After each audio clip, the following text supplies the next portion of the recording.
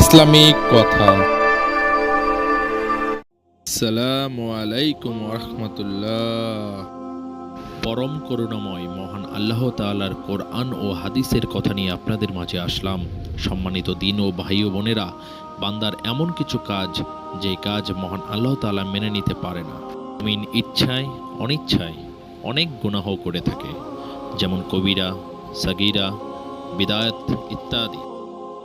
গুনাহের মধ্যে যে গুনাহ আল্লাহ তাআলাকে সর্বাধিক ক্রোধান্বিত করে, যার ফলে মৃত্যুর হার বৃদ্ধি পায়, তা হলো জিনা ও ব্যভিচার। বর্তমানে সারা বিশ্বে জিনা ব্যভিচার এমনভাবে বিস্তার লাভ করেছে, মানুষকে পাপীই মনে করছে না।